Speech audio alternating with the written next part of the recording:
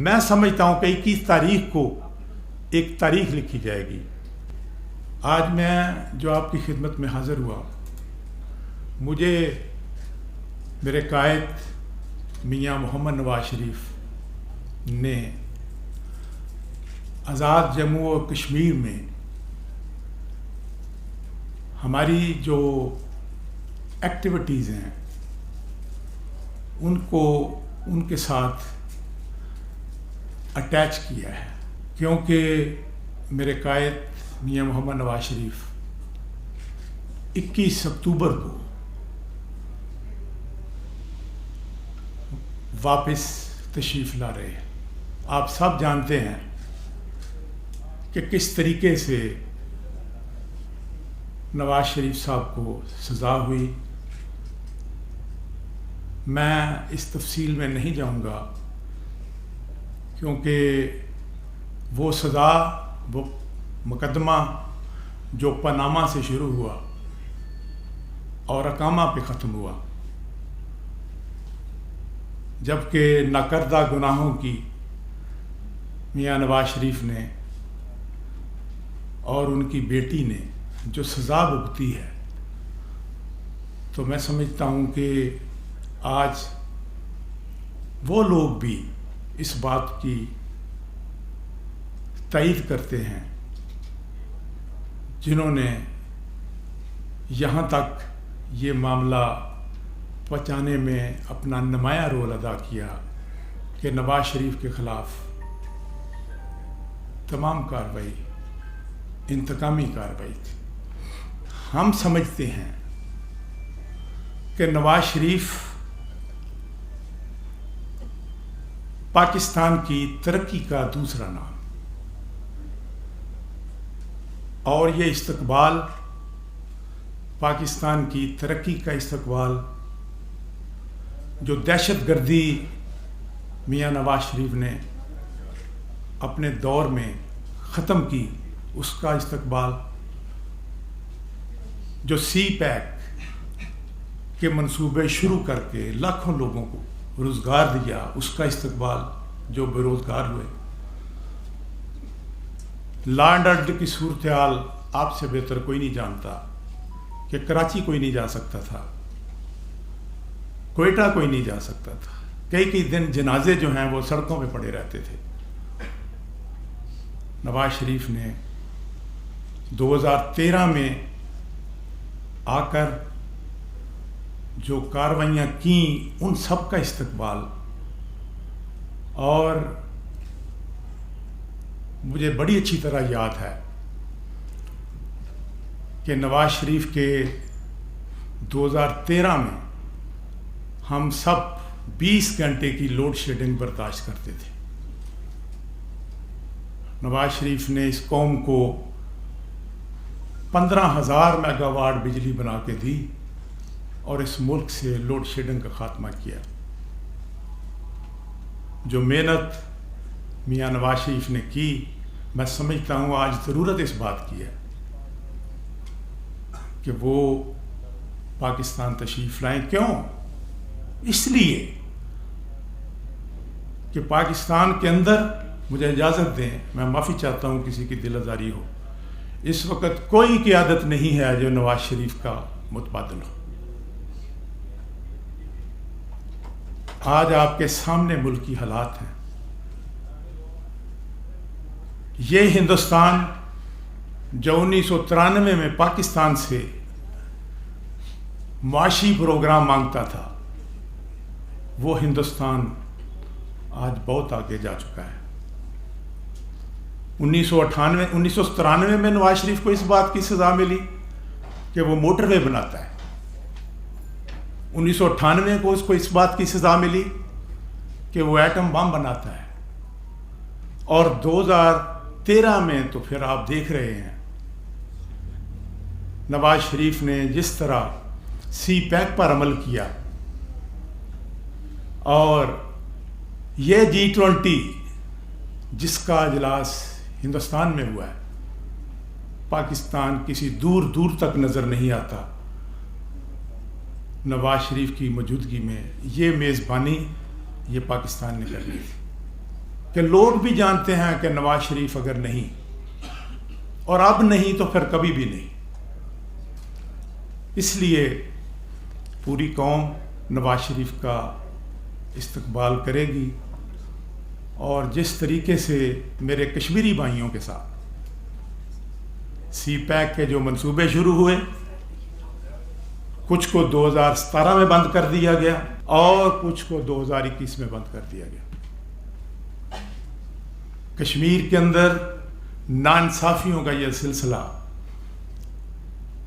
جس طریقے سے جاری تھا اور جاری ہے، میں سمجھتا ہوں کہ نواز شریف کا یہ موقف تھا کہ جو افتتاح پاکستان میں ہوتا ہے وہ افتتاح کشمیر میں بھی ہونا چاہیے. راجہ فاروق حیدر صاحب تشریف رکھتے ہیں، یہ نمائندگی کرتے تھے کشمیر کے لوگوں کی، پارٹی کے بھی صدر تھے، وزیر اعظم بھی تھے، اور ان کا نمبر 1 موقف تھا کہ اگر آپ سمجھتے ہیں کہ ہم بھی محب وطن ہیں تو ختم کیجئے کشمیر کونسل کو، جس کا ایک دوسرا بجٹ ہوتا ہے، ایک حکومت کا بجٹ ہوتا ہے. میرے قائد نے میرے ساتھ مشورہ کیا کہ فاروق حیدر صاحب کہتے ہیں کہ اس کشمیر کونسل کو ختم کرو، کیا یہ محب وطن نہیں ہے؟ تو میرے قائد نے فاروق حیدر صاحب کی سفارشات پر اس کو ان کی پارٹی کی ریکمنڈیشن کو سامنے رکھتے ہوئے کشمیر کونسل کو ختم کیا، اور جو فیصلے اسلام آباد میں ہوتے تھے، ججوں کی تقرریاں اسلام آباد میں ہوتی تھی، آپ کا بجٹ اسلام آباد سے اپروو ہوتا تھا، نواز شریف نے وہ آپ کو پورے اختیارات دیے، اور آپ کا جو بجٹ جس طریقے سے آپ نے ملٹی پلائی کرنا چاہا،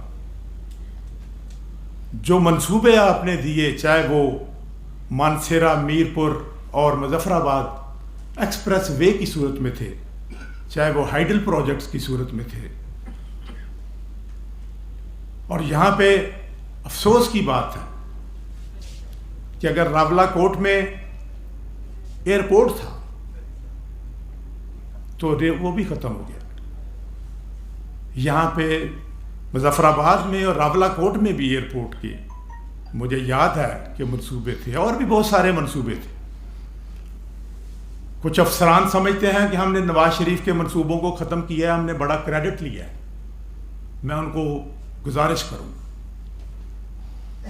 کہ نواز شریف کے منصوبوں کو جہاں جہاں آپ نے ختم کیا ہے، نواز شریف 21 تاریخ کو آئیں گے اور اس کے بعد ہماری پارٹی کا اجلاس ہوگا، اور انشاءاللہ تعالی ان منصوبہ جات کو ہم دوبارہ شروع کریں گے. اور مجھے یاد ہے کہ میاں نواز شریف جب کبھی میں بھی ان کے پاس حاضر ہوتا تھا تو وہ کشمیر کے بارے میں بہت زیادہ متفکر ہوتے تھے. کوئی ایسا سال نہیں گزرا اقوام متحدہ میں جس میں میاں نواز شریف نے یہ ادا نہ کیا ہو کہ اقوام متحدہ کی قراردادوں کے مطابق جو 1948 سے چلی آ رہی ہیں، جس کو قائد اعظم محمد علی جناح اور جواہر لال نہرو نے مل کر ایک قرارداد منظور کی تھی اور رائے شماری ہونی تھی، اور جواہر لال نہرو نے تو خود سری نگر کے لال چوک میں اعلان کیا تھا. اور یہ ساری چیزیں اگر پایا تکمیل تک نہیں پہنچی تو وہ اس لیے ہم سمجھتے تھے کہ جب تک کسی ملک کے معاشی حالات بہتر نہ ہو، اس ملک کے ساتھ کوئی بھی ملک چلنے کے لیے تیار نہیں ہے. میرے قائد نے معاشی طور پہ اس ملک کو استحکام بھی دیا، سیاسی طور پہ بھی استحکام دیا، اور اندازہ لگائیں کہ وہ ڈالر جو آج بڑے بڑے فنکاروں کے ذریعے بھی 300 کراس کر گیا، یہ ڈالر 110 روپے میں ملتا تھا. یہ چینی جو سنبھالی نہیں جا رہی حکمرانوں سے 50 روپے میں کوئی لینے کے لیے تیار نہیں ہوتا تھا.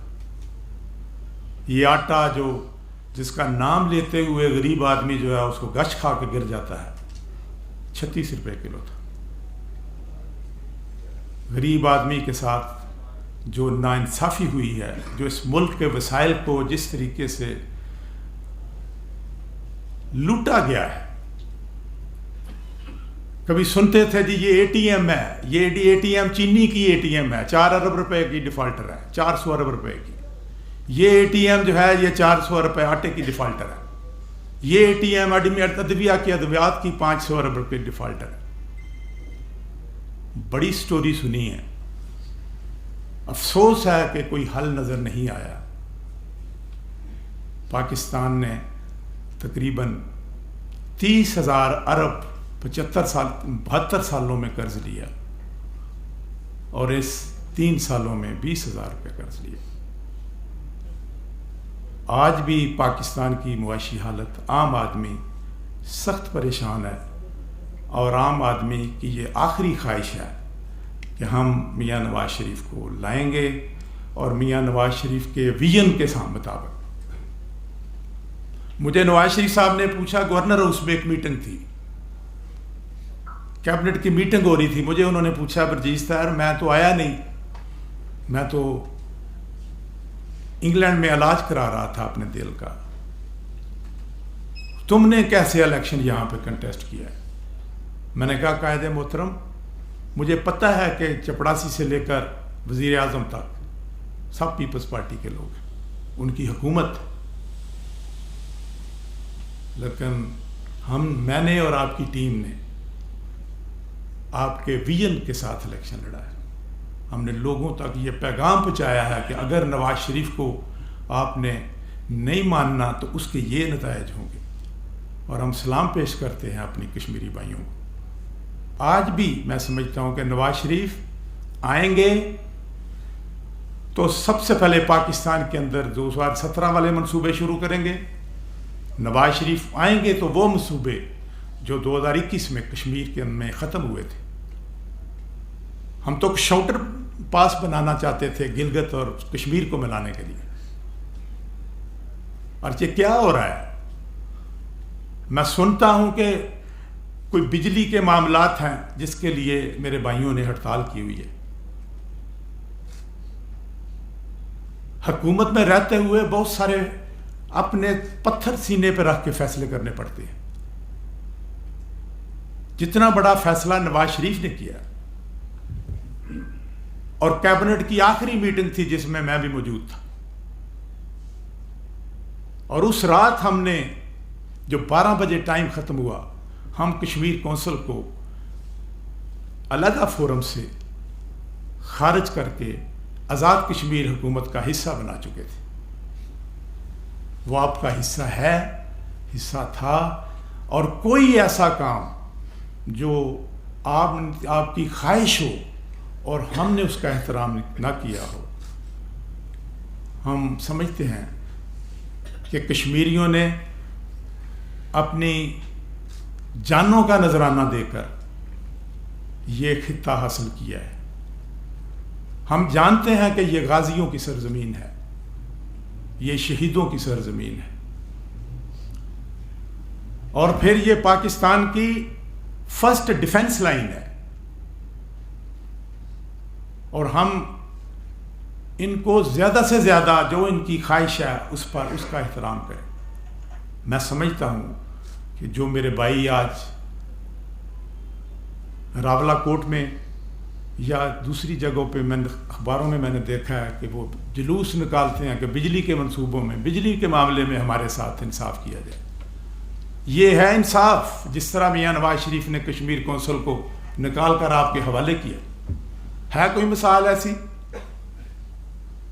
میں بھی 5 سال آپ کا وزیر رہا ہوں. مجھے بتاتے تھے کہ یہ 1952 میں یہ آئین بنا ہے. اس آئین میں تو سردار عبدالقیوم خان صاحب نے بھی ترمیم نہیں کی. اس آئین میں تو ذوالفقار علی بھٹو مرحوم نے ترمیم نہیں کی. آپ کس طرح ترمیم کر لیں گے؟ کشمیریوں کی آواز ہے کہ اس آئین کو ترمیم نہ کیا جائے، لیکن میرے قائد نے کہا نہیں، وقت کے ساتھ حالات بدلتے رہتے ہیں، یہ ضرورت ہے کشمیریوں کی۔ میں سمجھتا ہوں کہ یہ آپ کی ضرورت تھی۔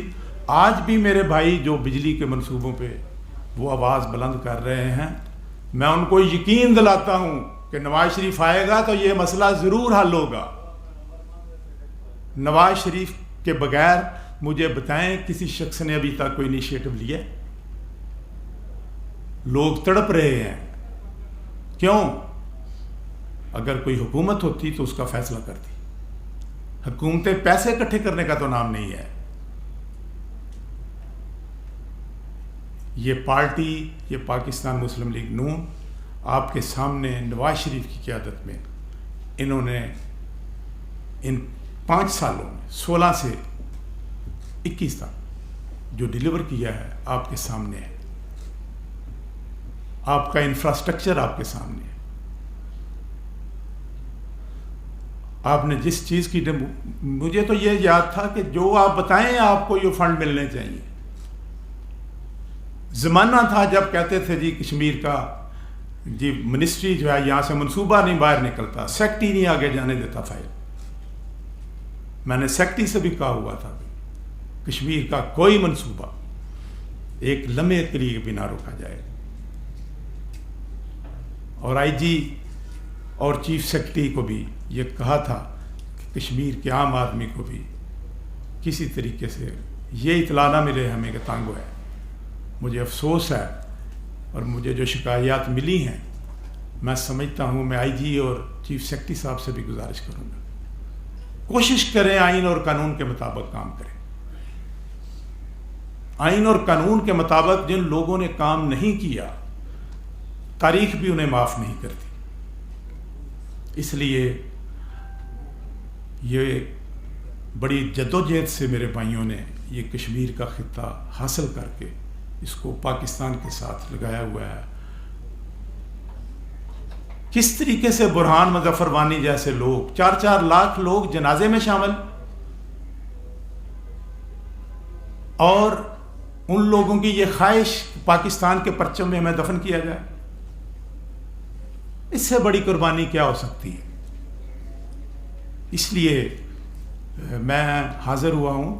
کل مجھے میرے ایک بھائی نے مجھے وہاں پہ پوچھا تھا کہ برجیز طاہر صاحب یہ کشمیر کے جتنے لوگ بھی جائیں گے آپ ان کا کس طریقے سے موازنہ کریں گے، یہ کتنے لوگ آئیں گے؟ میں نے کل بھی انہیں کہا تھا کہ یہ لوگ ان کے موازنہ کرنے والے لوگ نہیں ہیں۔ انہوں نے تو قربانیاں دی ہیں، ان کی شہادتوں اور ان کے جو قربانیوں کی داستان ہیں وہ تو 1931 سے شروع ہوتی ہیں۔